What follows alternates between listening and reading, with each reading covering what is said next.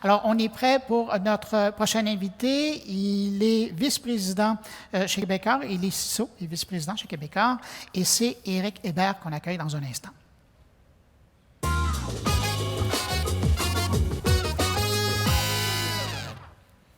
Éric Hébert, bienvenue.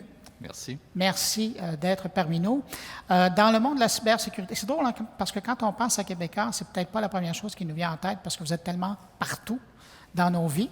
Mais si vous êtes partout dans nos vies, je pense que le fait que vous soyez aussi partout dans nos vies, ça vous expose énormément et la question de la cybersécurité, elle est importante chez vous. Oui, tout à fait. Je suis à l'emploi de Québécois depuis maintenant un peu plus d'1 an. Et puis, à ce titre, il y a des organisations comme Vidéotron, TVA, Québécois Media Inc. et toutes les filiales. Donc, tous ces environnements-là, toutes ces entreprises distinctes-là sont sous ma portée. Donc, ils ont créé le poste de CISO justement pour adresser les grands enjeux puis les grandes problématiques en cybersécurité auxquelles toutes les entreprises font face.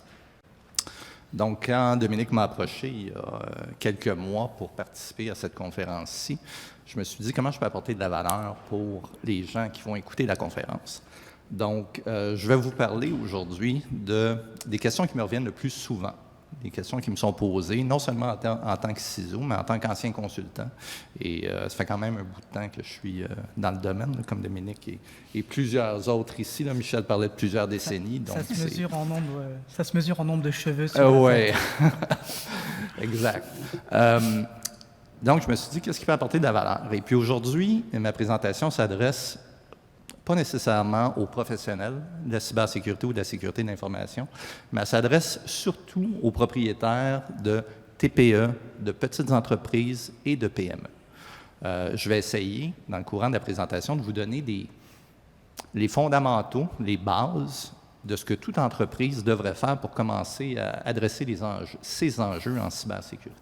Parce que c'est pas, on le sait, puis je pense que chaque conférencier doit bien le dire, là, ce n'est pas est-ce que je vais me faire frapper, c'est quand est-ce que je vais me faire frapper. Puis aussi, l'autre vieil adage, c'est si tu n'as pas encore été frappé, c'est parce que tu ne le sais pas. Donc, sans plus tarder, je vais passer au contenu un peu de la présentation. Donc, oui, les cheveux gris, là, 30 ans dans le domaine.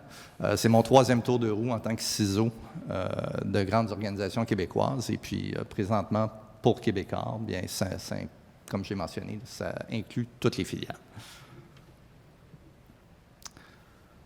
Donc, pourquoi êtes-vous ici? Ça rejoint ma mise en contexte de la PME, de la TPE et ainsi de suite. Là, tous les dirigeants d'entreprise qui se disent, bon, ben, je suis une petite entreprise, je n'ai pas les moyens, j'ai peu de moyens. Par où je commence? À qui je fais confiance? Donc, c'est un peu les grandes questions là, que je vais aborder aujourd'hui. Puis, faute de temps, là, parce qu'on était limité, parce que quand Dominique m'a dit « tu as une demi-heure », j'ai dit « oh, ça ne sera pas beaucoup, ça », parce que c'est un sujet, bien entendu, sur lequel on pourrait s'étendre pendant des heures. Donc, mise en contexte, quelles sont les principales menaces de mon point de vue, du point de vue d'un CISO d'une entreprise et qui peuvent et vont toucher les entreprises en 2021? Bien, il y en a plusieurs qui sont connus là-dedans, là. Ce n'est pas un secret. Les rançongiciels en tête de liste avec l'automne québécois qu'on a vécu en novembre 2020, qui a réveillé plusieurs entreprises à la problématique. L'exfiltration de données, accompagnée ou non de rançongiciels, parce que c'est maintenant un vecteur supplémentaire avec lequel les rançongiciels opèrent. La menace interne, ça, Michel en a parlé amplement, là, donc on parle de vos employés, les employés, le vol d'informations, les employés qui sont mécontents et qui cherchent à voler ou à vendre l'information, la propriété intellectuelle surtout. Et les données dans l'info nuagique, vos données dans le nuage. De plus en plus d'entreprises externalisent. On va parler un petit peu d'externalisation des données, mais des entreprises maintenant, vos données ou la majorité de vos données sont dans le nuage. Et ça représente aussi certains défis de sécurisation, car dans le nuage, vous n'êtes plus les seuls à pouvoir les accéder. Et si on les accède du nuage, bien souvent, vous ne le saurez pas nécessairement. Donc, personne n'est à l'abri d'une attaque. Est-ce que le message est clair? Propriétaire d'entreprise, que faites-vous? Et pourquoi devriez-vous faire quelque chose? Bien, premièrement, la plus grande raison, c'est que si vous ne faites rien, vous mettez non seulement votre entreprise à risque, mais vous mettez aussi vos employés à risque, les données de vos employés, que ce soit des informations personnelles, vos données clients, vos contrats. Même si vous êtes une entreprise qui est dans le secteur manufacturier ou même dans des domaines qui sont, vous pouvez vous dire, je ne suis pas à haut risque, mais vous l'êtes à risque. Vous l'êtes à risque parce que vous avez de l'information, puis vous avez des systèmes, puis il y a une partie de ces informations, de ces systèmes-là qui vont être critiques. Donc, personne n'est à l'abri d'une attaque. Les plus grandes entreprises, on en a parlé, les agences de renseignement se font défoncer pour se faire voler, entre guillemets, leur propriété intellectuelle. Donc, si les agences de renseignement ne sont pas capables de se protéger, est-ce que vous pensez sérieusement qu'il y a une entreprise qui est capable d'investir suffisamment pour se protéger à 100%? Non. Moins vous investissez, plus vous êtes vulnérable. Le but, ce n'est pas d'investir tout ce que vous avez. Le but, c'est d'investir. C'est d'investir en cyber, c'est d'investir dans les efforts de sécurisation de vos actifs. Puis je vais vous donner le truc sur par quoi commencer. Mais il faut dégager et mettre des sommes de côté pour adresser les enjeux. Bon. Là, comme je l'ai dit, mise en garde, ce n'est pas un débat d'experts. Plusieurs experts pourront dire « Ah, ben là, tu as oublié ci, tu as oublié ça. Parfait, on pourra en discuter aux alentours d'un verre plus tard, ça me fera grand plaisir. » Par contre, en mon sens, pour la PME, la TPE ou la ME, commencez par des éléments suivants. Commencez par ces 10 bases-là, ces 10 incontournables-là. C'est ce que j'appelle mes 10 incontournables. Si vous faites ça, vous serez déjà en très bonne posture. Pas de garantie, mais vous serez en très bonne posture. Donc, on parle de quoi exactement? Mettez en place des mesures de protection solides pour vos courriels. Courriel, c'est la première porte d'entrée au rançongiciel, 70 à 80 dépendant des études. L'autre 20 c'est par une vulnérabilité. Donc, 70 à 80 vos mesures de protection courriel, s'il vous plaît, voyez-y. Je vais parler un petit peu d'EDR. On appelle ça, c'est un acronyme qui veut dire Endpoint Detection and Remediation. C'est on va dire la version évoluée des anciens antivirus parce qu'on ne se le cachera pas, un antivirus traditionnel, ça ne sert plus à rien. Puis, je ne suis peut-être pas le premier, je suis peut-être le premier à le dire, mais débarrassez-vous de ça et passez à quelque chose de supérieur, car pour une attaque de rançongiciel, ça ne fait simplement pas la job.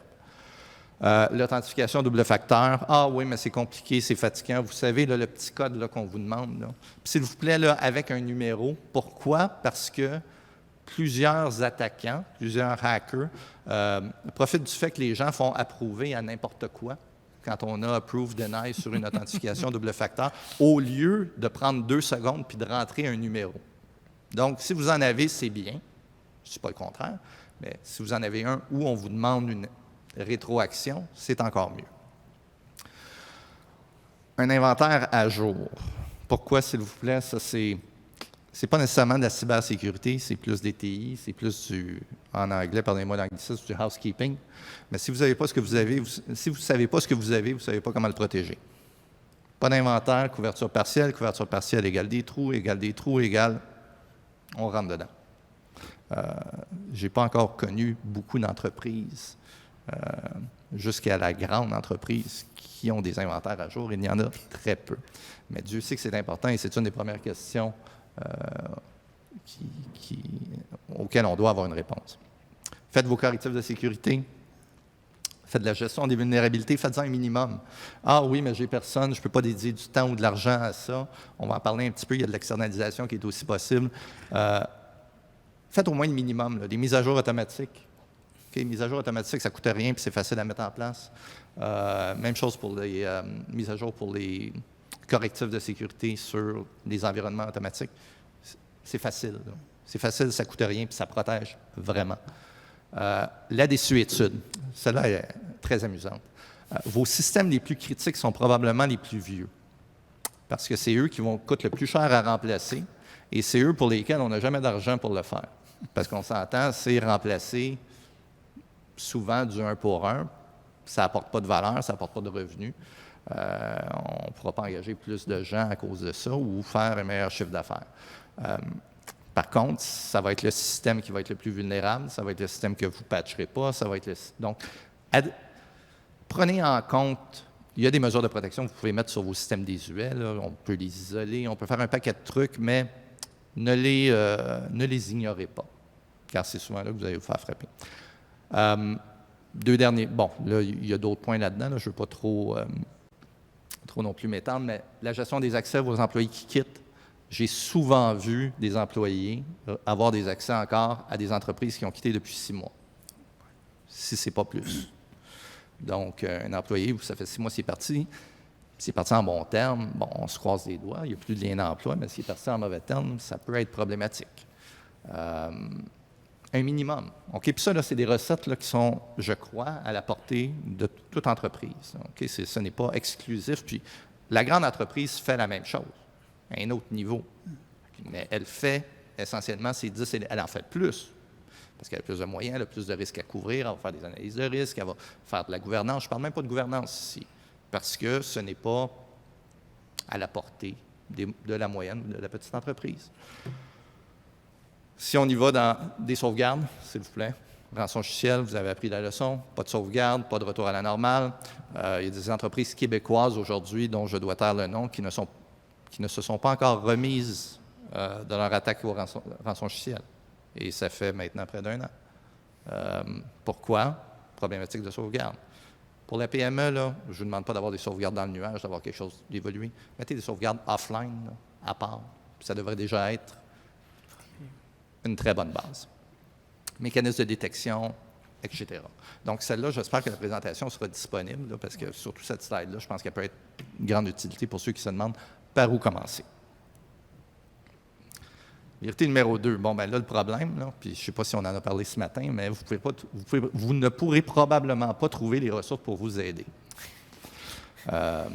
Pour ceux qui auraient été endormis depuis 1 an ou 2, il y a une pénurie de ressources dans le marché. C'est très difficile de recruter des ressources et des universités. C'est un peu comme les médecins, les universités ne fournissent pas. Il y a une pénurie, il y a une demande incroyable. C'est extrêmement compliqué.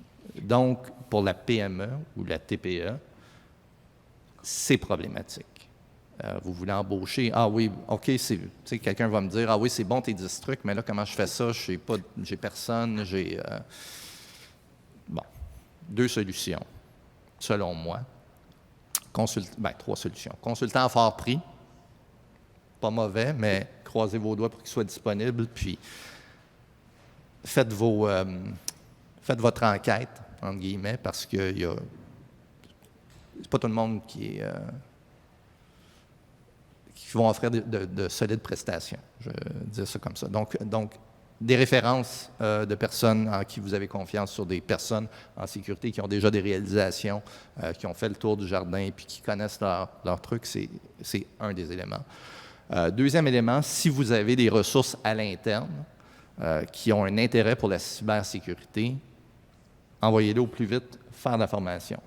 Que ce soit de la formation sur vos infrastructures de sécurité, que ce soit de la formation. Formez-les. C'est pas rapide. Ils ne seront pas formés du jour au lendemain. C'est un investissement, mais c'est comme la cybersécurité, vous allez faire un investissement à long terme. Arrangez-vous pour retenir ces ressources-là. Mais oui, vous prenez une chance, mais c'est déjà mieux que de ne rien faire.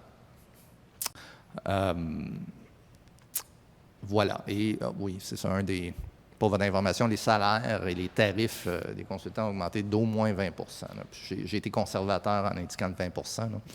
Quand je regarde ce que ça coûte aujourd'hui, puis des gens qui se font offrir des augmentations substantielles pour changer d'entreprise, c'est très, très, très, très, très difficile de retenir et d'embaucher les ressources aujourd'hui.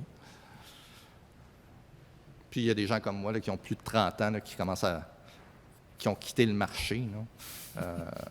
On parle d'architecte de sécurité, là, entre autres, là, qui est à peu près le truc le plus rare à trouver dans le domaine. Il y en a plusieurs qui ont quitté le domaine, là, puis qui ont décidé tout simplement de prendre leur retraite. Donc, il y a ça aussi comme facteur, puis on ne les remplace pas assez vite.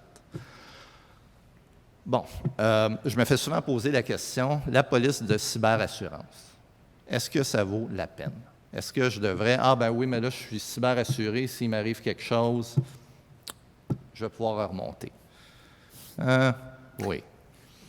J'ai entendu un chiffre cette année que les assureurs avaient payé 1,20$ pour chaque dollar de prime. Je ne me souviens pas d'où vient la statistique, mais elle me semblait très plausible compte tenu du nombre d'attaques, surtout au Québec, qu'il y a eu dans la dernière, surtout en 2020, là, puis jusqu'à maintenant en 2021. Maintenant, ce qui s'est passé depuis ce temps-là, parce que j'ai eu 2 négociations de police de cyberassurance et j'en ai parlé à d'autres collègues CISO qui, eux aussi, c'est des assurances qui se renouvellent à chaque année, les assureurs sont de plus en plus exigeants. Donc, je vous le dis tout de suite, si vous êtes une ME, une TPE, une bonne chance. Parce que si vous n'avez pas les bases, vous ne serez probablement pas assurable. Les primes sont de plus en plus élevées. Donc, avant d'allonger des dizaines ou des centaines de milliers de dollars en primes, vous allez vous poser la question, est-ce que je serais mieux d'investir ces sommes-là sur ma posture de cybersécurité? Vous devez déjà avoir de solides bases. Comme je vous dis, pour être éligible, les questionnaires sont là. Puis, je pense que on sait tous que personne n'a intérêt à mentir à un assureur. Là. C'est un délit? Pardon? C'est un délit? C'est un délit de mentir à l'assureur? Oui, tout à fait. Tout à fait. Là. Et les conséquences sont nombreuses et à long terme. On va dire ça comme ça. La couverture ne couvre pas tout. Et puis, ça ne vous permettra pas d'éviter le risque. Au pire, ça va vous aider à avoir les moyens pour vous aider à vous remonter, mais ça ne vous aidera certainement pas à diminuer de façon importante la vitesse à laquelle vous allez vous remettre d'une attaque.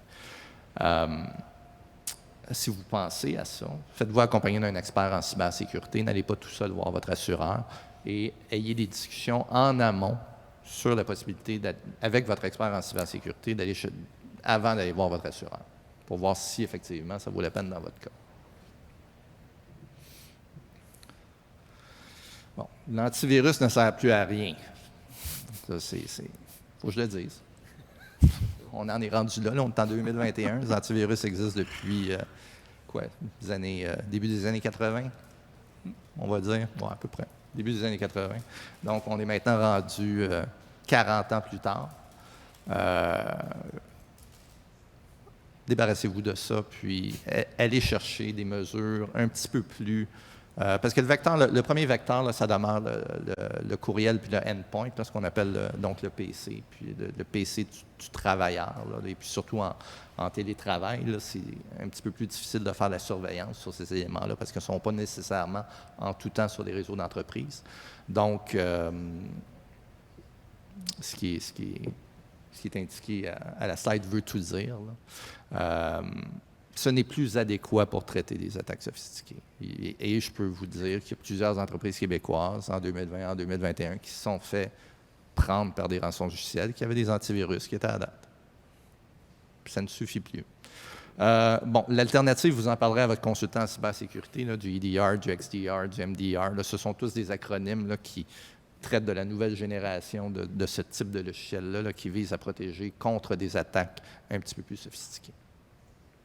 Faites vos devoirs. C'est le mot d'ordre. L'autre grande question, devrais-je externaliser ma sécurité? Ma réponse, peut-être. Et c'est une option qui est valide et valable. Bien entendu, encore le bémol de ça ne couvre pas tout, ça ne vous mettra pas à l'abri à 100%, mais ça va certainement être mieux que d'investir peu à tâtons, sans accompagnement. Bien entendu, l'externalisation, vous faites affaire avec des experts qui ne font que ça, souvent, qui ont à cœur la surveillance, la détection et la remédiation de menaces qui peuvent affecter votre entreprise. Donc, c'est une bonne alternative. C'est à regarder, selon moi. Par contre, trouver un bon partenaire, c'est un défi. Parce que ça prend un partenaire de confiance. Pour la moyenne entreprise qui a peu d'expérience, mais encore une fois, faites-vous accompagner. Trouvez-vous quelqu'un de confiance, faites-vous accompagner dans l'évaluation, posez des questions. C'est un petit peu plus compliqué que d'acheter une voiture, là, je vous l'avoue. Là. Donc, c'est important C'est important encore là, tu sais, le mot qui revient souvent, là, faites vos devoirs, faites-vous accompagner. J'espère que ce message-là va rentrer parce que si vous tenez à votre entreprise, je veux pas recevoir un appel, moi, puis j'en reçois des appels là, à tous les mois, tous les 2 mois. « Hey Eric, on vient de se faire ramasser, qui tu me recommandes? » Ça va être un peu tard, hein? Bon. Comment s'y retrouver dans cette jungle-là quand on externalise la sécurité? Bien, je vous ai mis à l'affiche les grands services que les grandes firmes là, qui offrent ces services-là. Donc, on parle ici, le terme anglais, c'est Managed Service ou service géré en français. Le terme qui revient, c'est le MSSS, là, le Managed Security Services. Donc, la gestion service géré en sécurité de l'information. Commencer par les 4 vers. Là. Les 4 vers, là, pour la petite entreprise et la moyenne entreprise, là, la surveillance, la réponse aux incidents, puis la gestion de vos passerelles courriel, puis le endpoint. Là, je n'ai pas le mot français pour endpoint, là, désolé. Commencez par les 4 vers. Déjà là c'est une montée en puissance, c'est une mise en œuvre d'un chantier gérable sur des services qui, selon moi, apportent le plus de valeur pour une entreprise qui débute son parcours en cybersécurité. Pour les 3 petits services, là, gestion des vulnérabilités, gestion des rustines de sécurité, là, les patchs et ainsi de suite, faites attention parce que souvent, ils vont vous les identifier, mais ce n'est pas eux autres qui vont patcher. Donc, si vous n'avez pas sur place des gens qui vont suivre cette cadence-là, parce que c'est une cadence qui peut être quand même assez élevée, prenez-la en note puis essayez de discuter. Là. Quelques-uns vont faire de patching, mais ils sont rares. Parce qu'ils ne veulent pas prendre le risque de briser votre environnement ou qu'il arrive une panne d'environnement. Donc, ce sont des éléments qui sont un petit peu plus délicats à traiter, mais qui peuvent quand même se traiter.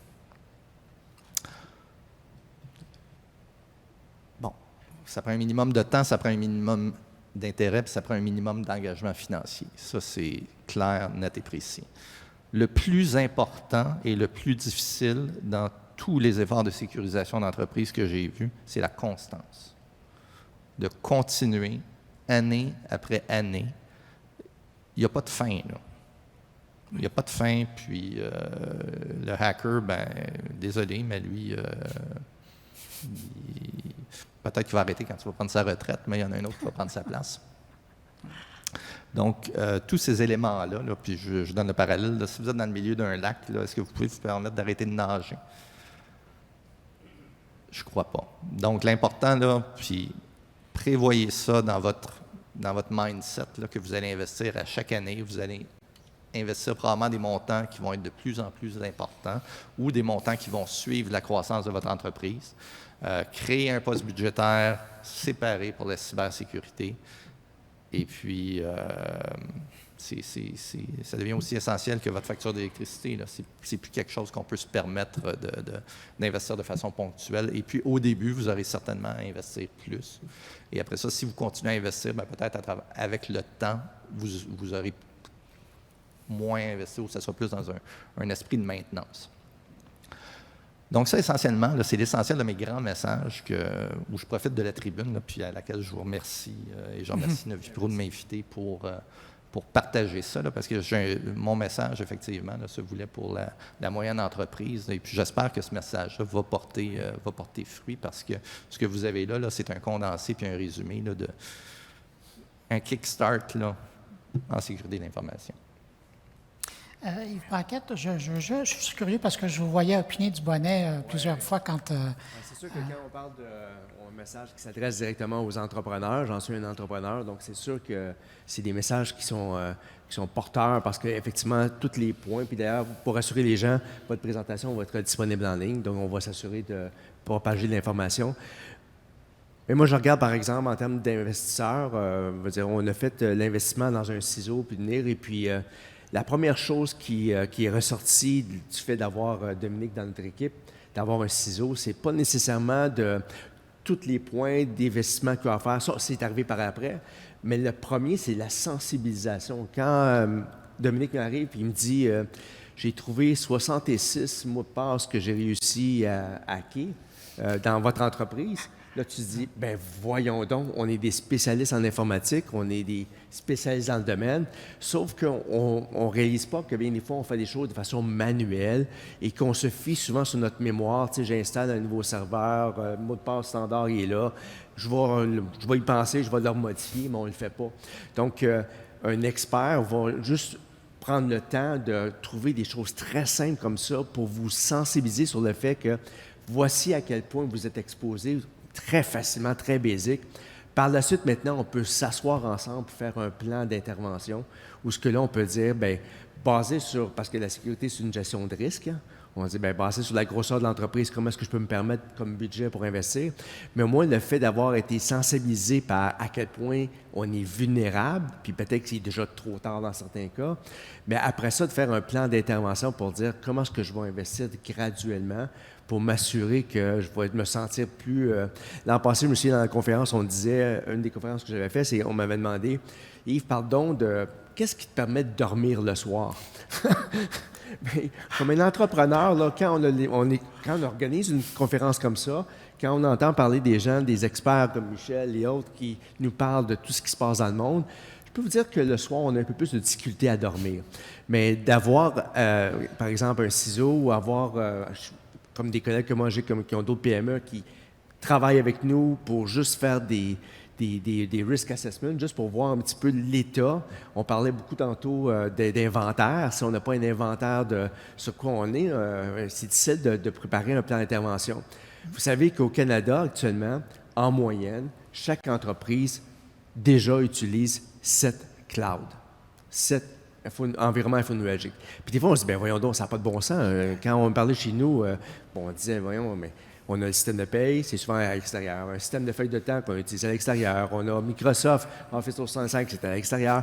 Et le CRM peut être à l'extérieur. C'est incroyable. Nos comptes bancaires sont à l'extérieur. C'est tous des environnements infonuagiques qu'on utilise aussi, là.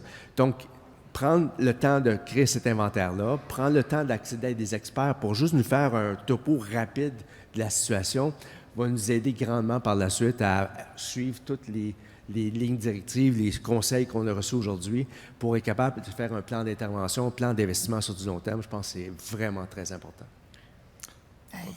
Mais l'inventaire, je retiens ça, c'est tellement pas naturel pour une entreprise de faire ça, là, et de faire le point comme vous l'avez fait, par exemple, quand Dominique est arrivé. Dominique, qu'est-ce que... Oui? J'ai des questions qui sont arrivées. On parle de réflexe. Oui. Un réflexe, c'est quelque chose qui devrait être naturel. Faire de la sécurité, c'est pas encore intégré, donc il faut que ça puisse être intégré pour que ça vienne comme l'arc réflexe, là. Je me tape sur la main, ça va bouger tout seul, on devrait avoir ça. Et c'est la partie un peu complexe d'intégrer la sécurité. J'ai des questions qui sont arrivées, alors j'en ai une qui, je vais l'appeler la question un peu polémique. Quelqu'un a dû noter que tu étais chez Québecor Vidéotron, qui pose la question, est-ce que ce ne serait pas le rôle des fournisseurs d'accès Internet de nous protéger, de filtrer, de faire des actions à la place de nous-mêmes? Bon, là, oui, c'est... C'est polémique, hein? Bah, c'est polémique. Il y a différentes dimensions à cette question-là. Il y a la question d'Internet libre, où les données doivent être accessibles. Parce qu'à partir du moment où tu commences à faire le chien de garde, ben, tu t'exposes. On sait qu'il y a des lois aux États-Unis qui protègent les Facebook et autres de ce monde qui redistribuent du contenu. Parce que bon, là, de plus en plus, là, on ne parlera pas nécessairement de Facebook, là, mais si on se rend responsable, on se rend aussi imputable. Si on se rend imputable, on s'expose. Maintenant, ce fameux filtrage-là aussi, on parle de gros sous. Okay? C'est dispendieux à mettre en place, c'est dispendieux à maintenir. Qui va payer? Est-ce que c'est le gouvernement? Est-ce que c'est l'utilisateur? Est-ce que c'est le fournisseur de services? Je n'ai pas la réponse à ça. Mais oui, c'est une question qui peut susciter le débat. C'est une question que je crois qui doit être débattue sur son fond. Mais il reste seulement 2 minutes, fait qu'on passe à l'autre. Mais c'est intéressant le point qui est soulevé parce que je me souviens d'une étude canadienne qui est sortie il n'y a même pas un mois et qui demandait donc aux Canadiens qui devait être responsable de la sécurité informatique de leur propre réseau à la maison. On ne parle même pas d'entreprise, là. Et dans les répondants, je pense que de mémoire, le 12 ou 15 disaient que c'était le gouvernement. Oui, mais ce serait les premiers à dire, je ne veux pas que le gouvernement vienne voir ce qui se passe chez nous, dans mes machines et comment j'utilise l'Internet. Alors, il y a des paradoxes intéressants, parce que si on demande à un fournisseur Internet d'être responsable de ça, ça veut dire qu'il va avoir accès à des données. Mais comment il va gérer avec ça? Oui, Michel? Et c'est un excellent point, Bruno, parce que ça démontre aussi à quel point il y a un certain enfantillage, faute de meilleurs termes, là, au niveau de la sensibilisation, au niveau de la conscience collective, qu'on ait encore 10 à 13 de gens qui croient que c'est le gouvernement qui doit faire leur job. Mais ça, on va arriver à le changer. Et je pense que la présentation d'Éric, elle est superbe à cet effet-là. C'était KISS Principle in Action. C'était vraiment très bien présenté. Puis, ce qu'il faut, c'est plus de cette sensibilisation-là. Il faut pouvoir en parler, il faut pouvoir en discuter, avoir ces échanges comme on a eu souvent à la radio, etc., mais qui arrivent à rehausser le degré de sensibilisation, le degré de réveil aussi face à ces problèmes qui sont omniprésents, mais aussi de prendre ses responsabilités. Ça, c'est un point qui manque trop souvent. Les gens doivent se prendre en charge. Puis on amène la notion de la littératie par rapport à la cybersécurité dans la population, chez les entrepreneurs. Je vois que le temps file. Est-ce qu'on a encore une ou deux questions? Une petite question. Alors, il y a quelqu'un qui parle, effectivement, dans les 10 points critiques, il y a une personne qui parle de la catégorisation des données. Est-ce que ce serait important de mettre ça en place avant de prendre des outils? C'était pas dans la liste, mais tu avais fait un disclaimer avant. Oui. Hein. La classification, surtout en grande entreprise, la catégorisation, savoir où sont en bon québécois ou en bon anglais, les crown jewels. Pourquoi je ne l'ai pas mis, c'est que dans le contexte d'une petite entreprise ou d'une moyenne entreprise, c'est souvent moins compliqué d'y aller puis tout sécuriser que de commencer cet exercice-là. Dans la grande entreprise, par contre, on en convient, là, quand on a des milliers de serveurs et des milliers d'applications, la question est différente, là, parce qu'il faut établir une priorisation à ce moment-là et la classification nous aide à prioriser là où on va mettre nos efforts. Ouais, j'ai encore une autre question sur la pénurie de ressources. Effectivement, on le voit, hein, ça se raréfie, se tarifie. On aura peut-être l'occasion de l'échanger aussi avec le ministre de l'Économie tout à l'heure. Ça se raréfie, mais on parle aussi d'excellence opérationnelle, parce qu'il y a plein d'éléments qui ne sont pas purement de la sécurité. On parlait d'inventaire, on parlait de sauvegarde, Comment est-ce que tu vois cette balance-là? Est-ce qu'on ne peut pas transférer aussi une partie de l'excellence opérationnelle? La cybersécurité s'appuie sur une bonne hygiène des technologies de l'information, sur une bonne hygiène TI. Donc oui, dans l'excellence opérationnelle, du côté TI, puis on s'entend, c'est pas, entre guillemets, la job de la cybersécurité de maintenir un inventaire, c'est pas la job de la cybersécurité de déployer des correctifs ou ainsi de suite, c'est la job des TI. Si on gère bien les TI, ça aide le cyber. Mais souvent, moi, je suis rentré dans les entreprises en tant que consultant, en tant que CISO, et cette excellence opérationnelle-là, du point de vue TI, n'y est pas. Mais il y a des menaces à traiter. Donc, c'est une situation imparfaite. On vit dans un monde imparfait. Donc, les solutions ou ce qu'on met en place, ça va, dans une certaine mesure, ça va être imparfait aussi. On va faire du mieux qu'on peut et on va essayer de tendre vers cette excellence opérationnelle-là qui va porter la cybersécurité. Mais à la base, si on est sur une fondation, une chaise à 3 pattes, là, on essaie de se tenir en équilibre le plus possible là-dessus et puis de bâtir là-dessus, mais j'ai pas encore vu d'entreprise où tout était parfait et où il n'y avait pas grand-chose à faire. On a du progrès à faire, effectivement. Éric, il y a une petite carte pour toi, juste devant toi. Écoute, c'est notre troisième invité déjà. Et donc, une petite carte pour toi. Écoute, je t'offre une carte mentor. Parce que Eric, tu es un véritable mentor pour la communauté de cybersécurité. Tu as une vision qui permet d'avoir l'heure juste, toujours l'heure juste. Puis on en avait vraiment besoin ce matin d'avoir cette sensibilisation, puis d'avoir expliqué aussi à des entrepreneurs. Merci d'avoir partagé ton expertise avec nous aujourd'hui, Eric. Merci. Merci de m'avoir reçu. Merci infiniment. Je pense que d'avoir présenté, c'est presque cybersécurité pour entreprise 101, mais de ramener ça à l'élément de base qui devrait être absolument fait. Je pense que c'est presque du service public que vous avez fait aujourd'hui. Merci beaucoup. Merci. Merci. Super, merci.